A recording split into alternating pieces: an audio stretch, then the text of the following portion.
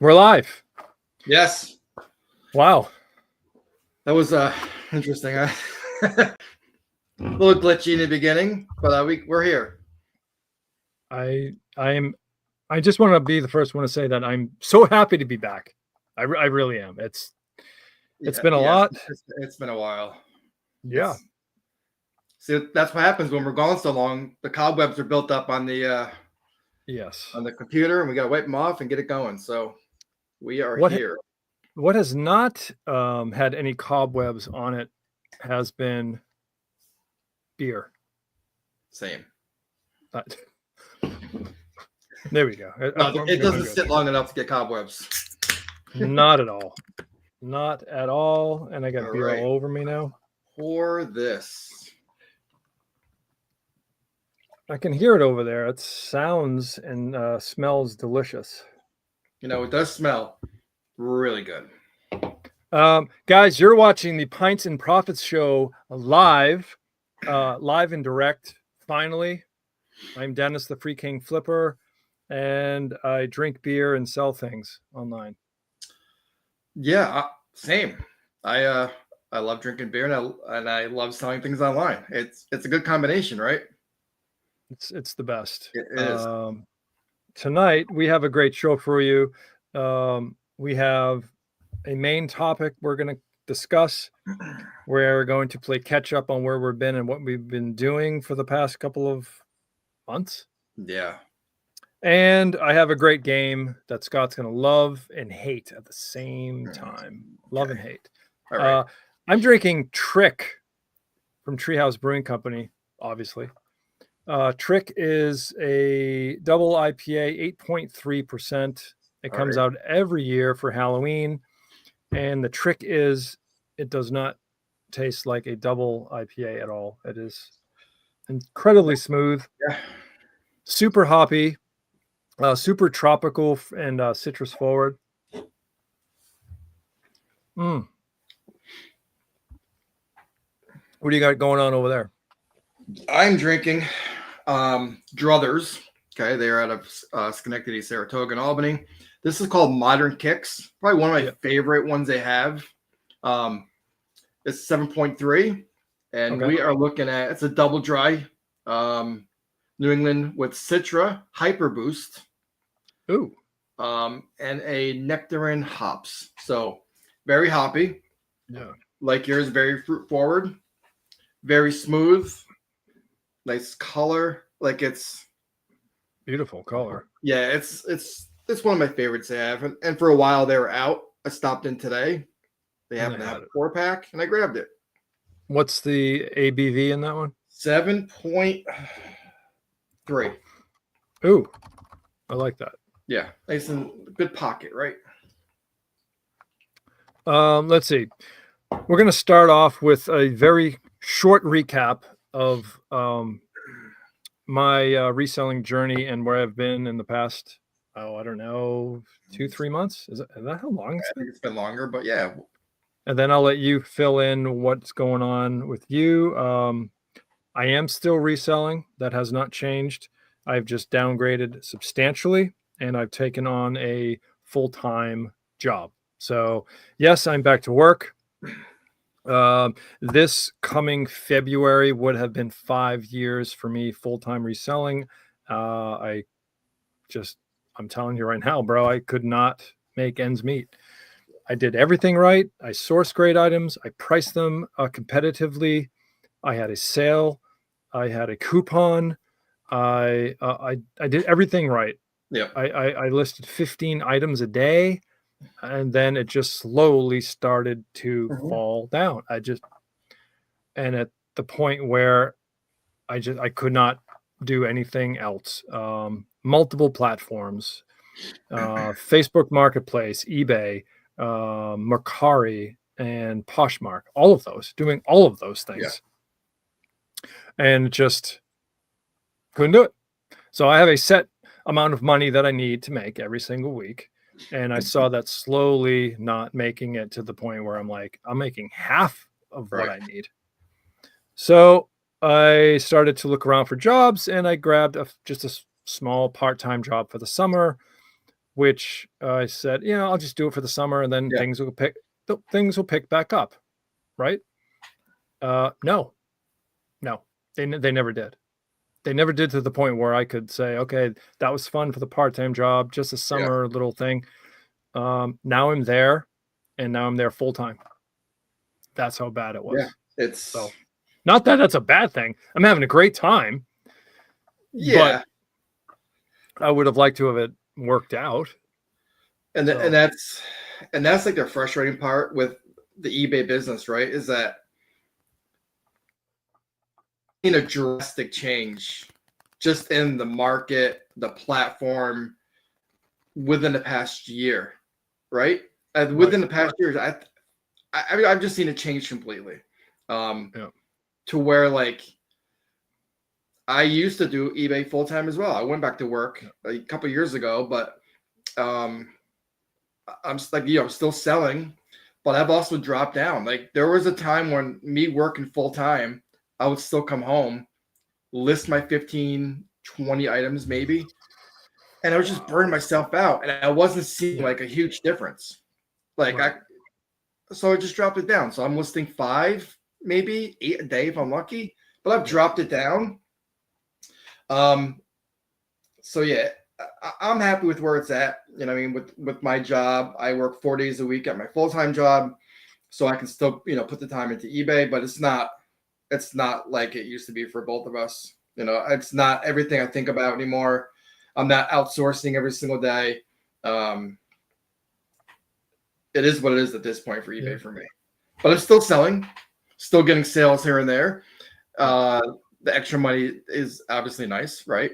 Coming in, but it's not something I could ever quit my job to go back to full-time for. There's no way. No. I sit here and I watch like what I make during the week, and every single week that has gone by, I'm like, well, thank God I have a full-time job with benefits, with vacation time, with sick time. It was almost like that full-time job came to you at a perfect time. Yeah, I agree. Yeah, I mean, I don't know what I would be freaking out right now, honestly. Yeah, and the amount of stress and that huge, monkey on your back, like, you better make more money. I don't know what else you can do. All day because I remember before you went back to work, you're like, dude, I don't know what's going on. I got to do something. Yep. And you're stressing all day. And it's like, it eats at you. You're working nonstop just to try, like, what can I do to get a sale? I'm doing everything. I'm doing everything required. What the fuck is going on? Why can't I sell anything? And you just start losing your mind. Yep. And you're looking at your phone 15 times a day, and you're constantly, looking at offers, and like, dude, come on. You can't do that. You can't work. You can't work. I'm definitely happy to see you back to work. I think by talking to you, like, you seem in a better place. Yeah. Emotionally, and like, there'd be times I'll call you, text you, and you're just like, you just send me a picture of a beer. It's like, all right, he's having a bad day. So yeah, it's great. Yeah, it's good to see you're in a better spot. So yeah, but we're hardest. But like you said, the whole reselling is not ever going away. No. I will always, like you, we will always have our hands in it. It's just, and it's always going to be there too. It's not like it's going away or anything. It's right now. I don't know. Things are tough. Things are rough for a lot of people. Are you going to pay your mortgage, your electric, your food bill, and gas for your car, and maybe heat? Or are you going to buy a DVD or jersey, or like these are nice to haves, not need to haves. Yeah. And I sell nice to haves, vintage stuff. I don't sell anything that you absolutely need. There's no necessities in my store. Right. So when times are tough, I'm going to take a back seat to sales. That's what happens. 100%. Which brings us to the first topic of the night. All right. Do you know what the date is today? It doesn't matter. It doesn't matter. Do you know what quarter it is of the year? Oh God. I know what quarter it is. I know what quarter it doesn't feel like, but yeah. Where are you, Q4? It's nuts. Where are you? I don't see it. I don't see it anywhere. It's fourth quarter, yeah? On paper, it's fourth quarter, yeah. I don't get it. Hello. Hello out there. Has anyone seen Q4? Why? Why haven't we seen Q4? It's funny. So like this past weekend, like I had a decent weekend. I think I ended up shipping out like 22 items. And for me, for a weekend, that's really good. I know, in your prime, like 22 is like what you get in a day. But for me, hitting 22 for a weekend is great. Yeah. So, and I had some decent sales this past weekend, some high value items. And what happens Monday, Tuesday, and Wednesday? I think 6 items all week. Ooh. This is supposed to be Q4. It's supposed to be 8 to 10 every day. Boom, boom, boom, boom. And 8 to 10 every day. Yep. So I really don't know. I have a couple of thoughts on it, other than what I just discussed with nobody has any extra money. That's really what I'm thinking. That's part of it. Yep. It's not what you're doing. It's not what you are doing out there. It's not what I'm doing. It's, the joys of that COVID when people are just just buying all kinds of stuff. Everyone's buying online. That was, you could sell anything, right? That's over. That's done, done, and over. Yeah. And now it's pinching pennies and sending you a 50% off offer, like right away, 50% off on what you're getting. And then you like deciding, all right, well, am I going to give stuff away today? I don't know. Right. It's the funny you say that because today I've had 3 to 4 offers, $10 offers. Oh, 10, like 10 is the number on $50 items, $75 items, 25, like $10. And like there was one guy offered me $10 for like a $55 sweatshirt I have. And I declined it with a message saying, "Are you seriously thinking I'm going to give you a 75% discount?" And I declined it. But yeah, people but it goes back to, like you said, people don't have money and that's what they can afford. Yep. And I'm sorry, I have to make money. I'm going to read a comment here. RIN or RIN 1175 resale asks, what do you guys think about eBay becoming the secondary platform for the younger generation? A lot of teens and early 20-year-olds are just on Depop and whatnot. Yeah, let me answer that real quick. Thoughts on that? Go ahead. Yeah, I want to answer that. So he's 100% correct. I think this generation now, I think the eBay age bracket is maybe 40 and up, maybe 35 and up. But I do still get some younger kids who do buy stuff. But yes, the whatnots and the Depop, they're all over that shit. But here's the problem with those platforms. They're selling shit for $1 to $5. Yeah. There's no way that's sustainable and you can make money on that. I'm not going to get something, say, if I buy it for $2 and sell it for $2. Right. I had someone, I had left a video on my TikTok, and this young kid who sells on Depop messaged me. He goes, dude, college kids don't have the money. That's why Depop and whatnot are here, to sell stuff for cheap. It's what they can afford. I get it.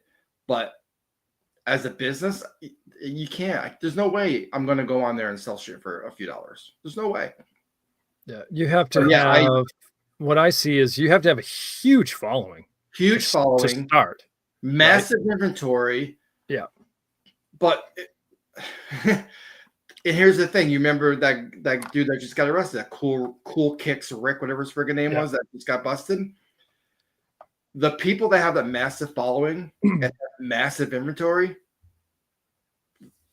they're not paying $8 at a thrift store for this stuff. They're getting it for, let's not to get into that, but it's not sustainable. But for someone who's shopping as a young kid, that's a great place to shop and source because they can get shit for free or for cheap. Yep. But as business people, we can't sell on there. No way. I'm making any money. It's I have no desire I have a Depop account, and I haven't sold anything on Depop 6 months, at least 6 to 8 months. Wow. It's wild. It's wild. So yeah, that's a good Yeah, question. it is a good question. And I'd like to see where that's going to go, let's say in the next 6, 10, 12 months, right? Yeah. So he replies back, I'm an eBay shill at my core, but the item specifics to sell a pair of jeans on eBay isn't appealing to attention span that lowest, along with the new just promoted fee. Yeah. Right. It's Yeah. I mean, I still love eBay. Yeah. But yeah, like the item specifics all over are nuts. Yeah. Yeah. I mean, I think the platform, not that eBay is stale, but is it really fun for a 18, 19, 20, 25-year-old kid to go on eBay or go to this other platform where it's interactive? There's some bidding going on. They love that whole gambling thing. How cheap can I get it? Right. They love the interaction with someone, a YouTuber or someone that, has a big following. That's part of the sales right there. It's, oh my God, I bought something from so-and-so. Yeah. And they love that whole interaction versus the black and white of going on eBay and searching for a pair of jeans. Oh, there it is. Versus, oh, I'm going to go on and I'm going to find them from so-and-so and I'm going to get a great deal. It's two very different platforms for two very different generations. Yeah. I've always wanted to go up to people and like, hey, where do you prefer to, and I'll say this, my own answer. Where do you prefer to shop? Would you prefer to shop on eBay or Poshmark? Right. Me personally, if I want to look for a hoodie or a pair of sneakers or whatever, I'm going to Poshmark. I'm not going to eBay. And I want people to go to eBay to buy as a seller, but as a buyer, I'm not going to eBay. Right. Which is kind of fucked up to think. But, it is. Yeah. So I don't know. Great question. Yeah, thanks for asking that. I guess time will tell. eBay better change some things up. I wouldn't be surprised if eBay went to some type of live auction. Well, they are. No, they are doing live auctions, but it's like select, sellers. No, like you can just join eBay, get like vetted. I can't see them doing that because you know how much money they will lose if they sell shit for $1 a piece, $2 a piece. Either you're growing and adapting or you're dying. I'll never do that. Never is a very long time. No, I'll never do a live show. Oh, you won't. Oh, no, I'll never. eBay would, but I'm never personally going to ever do a live show. No. So I ain't got time for that. Unless I'm doing all high-end stuff, $50, $75, $100. And they'll probably kick me off after I've had like 3 double IPAs. Oh, that's right. You can drink on the show. You could drop mushrooms on the show. You could have gummies on the show. You could just give stuff away. Right? I mean, it's kind of crazy because it's completely wide open. I guess you could do the whole show topless if you wanted to. Like, I don't know. Yeah. Is someone actually watching what these whatnot shows are? I think whatnot is just a Wild West. You can do whatever you want. Here's the thing, right? If I was a member of the opposite sex, I guarantee you I would be in a bikini, right? Oh yeah. And I would do my whatnot shows like that because they must do that. No, I've never watched a whatnot show in my life. Let me know out there if you've watched one of these shows. Is there some exploitation there? Because that is brilliant marketing. And you get more viewers and then you get more buyers. Like that's how it goes. So good point. All right. Back to Q4. Q4 is absolutely dead. Yeah. Dead. Q4 is absolutely, as far as I know, dead. There's nothing I can do to revive it. Unless, and like, I think we've discussed it before. It's like, what are you selling? Are you selling stuff that, are you selling iPhones? Are you selling this? Are you selling stuff that people actually in need for? Because, you're going to get those people who say, well, my sales are amazing. I sell this widget every single day. Yeah. Okay. You might, I get it. But, I don't know. It's not like it used to be for sure. Nope. All right. that brings us to this week's game. This week's game comes to you from a game that I played with the same name, but not the same rules. Okay. It's called Pick Your Poison. It's kind of like a this or that type of game. All right. You must pick one of these two options that I'm giving you. Fair enough? To keep or to dispose of? No. You just have to pick one of these. Okay. I'll give you the first one's very, very calm and very kind of lame. All right. Number one, you have to use printed out paper labels and tape on your packages for a whole year. Or you can only make one sale a day for a whole year. Is there a price for that sale? No. There's no price. But you can only make one sale. It could be a $500 sale. Good. But I'm gonna go with one. Yeah, I'm gonna go with the paper. I'm gonna do the paper and tape. I don't know if I will ever go back to that. I will never go back to that. You could have one sale for $1 each day. You could. That's it. That's right. Or like you said, it could be $500. Yeah, I'd rather take my chance and maybe get more sales with more money than one sale that's a $5 sale. Okay, so you're printing out labels with ink, paper, and all right, you got it. No, that's your thing. I'm going the other way. I think I'm just going to do one sale a day and still use my beautiful, hardcore Dymo 4XL label maker that this thing has never let me down. Knock on wood. I've had it for about 6 years now. Number two. Okay. Number two. These get progressively more difficult. All right. You're going to get a negative feedback once a month for a year, or you can only sell items under $5 for a year. Okay. Oh, this is good because I know the workaround. I will take the negative feedbacks because I know the workaround to get that shit removed. All of them? Every single one of them. No, fuck you. Yeah, I'm gonna have to take the $5 sale. $5. You're selling items for under $5, but you could sell multiples. Okay, I'm doing that then. Yeah. All right. I agree with you. I'm not getting a negative every single month for a year. That'll crush you.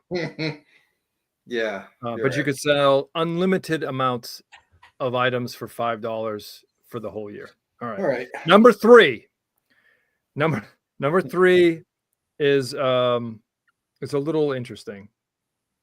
You can only source from a store once. Once you go in that store and source, you can never source there again. All right. Okay. Or you and then you get a return, one return a day for a year. This is really hard. This one's hard. So you can only go to one. You find one good store. You can only go there once. One time. And that's scratched off. Now you have to go to a different store. That's for a whole one year. Return a day. Or you get one single return a day for a whole year. I'm not doing the return, so I'm going to go to that one store and find another way to source. Oh, it's so hard. That is so hard because how do you win that? You go in this great place and you're gonna kill it, but you cannot go there again for a year. Yeah, I'm not taking a return every day. Because I'll go to one store and okay, I'll find another store. It could be one of your $5 items. Doesn't matter. I'm not taking a return every single day. No way. I think I have to agree with you. That's just too much. I will go to one. I'll have to find 365 places to source. That's how it is. Yep. Finally, you have to drive 50 miles to source. But there is no competition at all. Or that's not bad. 45 minutes. You have huge, enormous everybody that's in the store is a reseller competition at all of your sourcing spots. I'm driving 50 miles. So you're going to drive the 50 miles to have no competition versus everything is super close, but everybody's a reseller. What say you out there, viewers? Are you going to drive 50 miles to source with maybe 45 minutes? That's it. Yeah, but still, everything else is with nobody in the store, no competition, or I go to one of these local places and the place is packed and you're not going to get anything. No, doing it. Yep, I have to agree with you. I was just trying to get you to change your mind. No. So yeah, so we're in agreement. I would definitely drive 50 miles to source if there's absolutely no competition at all. No one's a reseller. Versus having everything in your backyard within 5 miles, but everybody there is a reseller. Yeah, I mean, I've seen both. I've absolutely seen both. So what happens when you go to that place that's 50 miles away, right? And you get to that store and it's all overpriced. Ooh. Compared to the one that's local, which is all cheap. That's tough. Yeah. I like this game. I think there's a lot more questions that can be put on there. Kind of makes you think as a reseller, what do you give up and what do you strive for? What's important to you? Multiple sales a day or lower priced items every day, or just a couple of sales a week, but have those things more money. Sourcing, I don't know. How important is sourcing to you? How important are negative feedbacks to you? Returns? It's all part of the game. Yeah, it's a lot of stuff that we can touch on again now that we're back. We're back. We just wanted to come on, guys, and get back into the swing of things. Yeah, felt good. Yeah, absolutely. I've got great ideas. I've got pages of ideas that we have not discussed. In fact, I have a whole show written out. God, this is from last time. I never told you my Meg Ryan story. I've never told you that. All right. I'll keep that in the oven for the next show. But I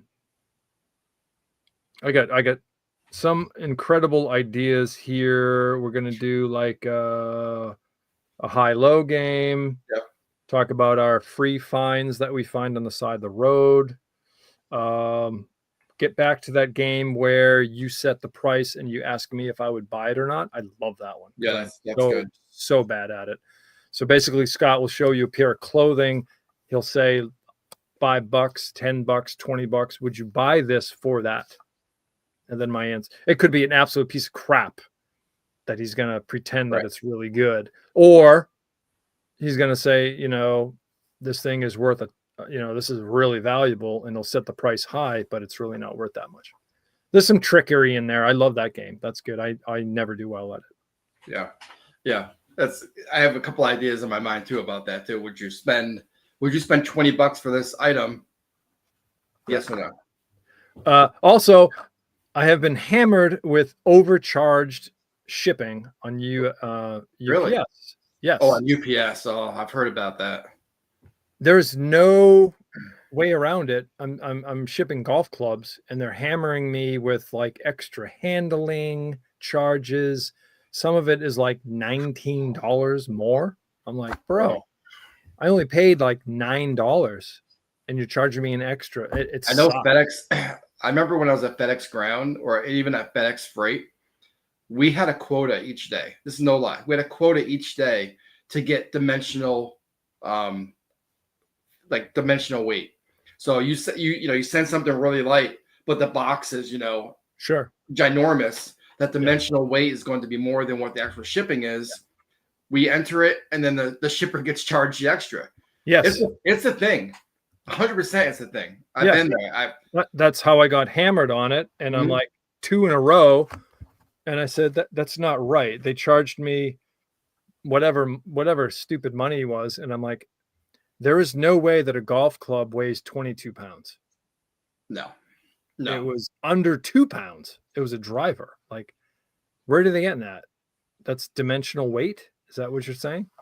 Yeah, dimensional weight. So if you ship something, but the golf club wouldn't come into effect for that. It's more like, oversized boxes. If you have an oversized box. This is 40 inches long by about 5 by 4. And I know it's a thing because I know UPS and FedEx Ground, it runs through a conveyor and each box gets scanned. And then they'll do dimensional weight off that. Yep. Okay. That's how I'm getting screwed. What's the way around? There's no way around that. Right? No, it's either UPS, FedEx, or USPS. USPS is the most expensive. That's crazy. Yeah, that's insane. Because they hit you with a surcharge because the box is too long. Yeah. And then you flip the coin between FedEx and UPS. Yeah, sucks. I don't know. Guys, we're going to see you next week. In the meantime, where are you, Q4? Anywhere? I don't know. Hopefully it turns around.